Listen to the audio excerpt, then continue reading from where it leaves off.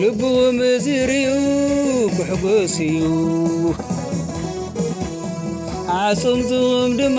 ከም ዝትትሳሪ ሓይሊ ክውስኽ እዩ ይዝገብየ ንባረቱ ክፍልቶም እዩ ይዝገብየ ንባረቱ ክፍልቶም እዩ ይዝገብየ ንባረቱ ክፍልቶም እዩ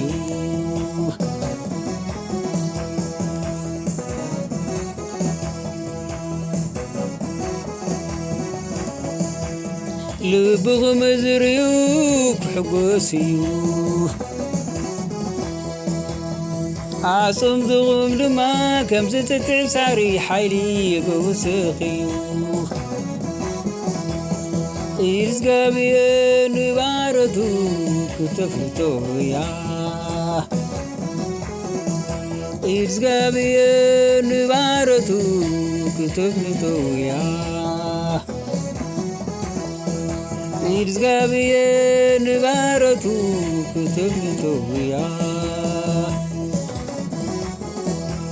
ይዝገብየ ንባረቱ ክተፍልጦ እያ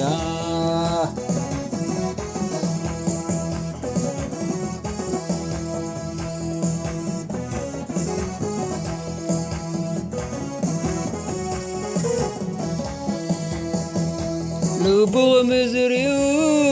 ክሕጐስ እዩ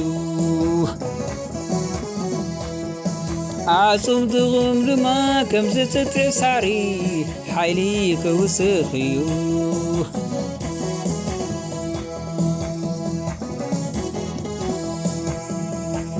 ልብዎም ዝርዩ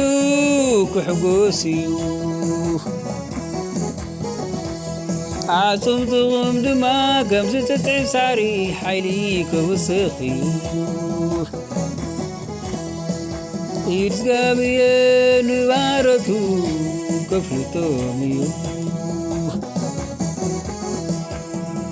ይዝገብየ ንባረቱ ክፍልጦም እዩ ይዝገብየ ንባረቱ ክፍልጦም እዩ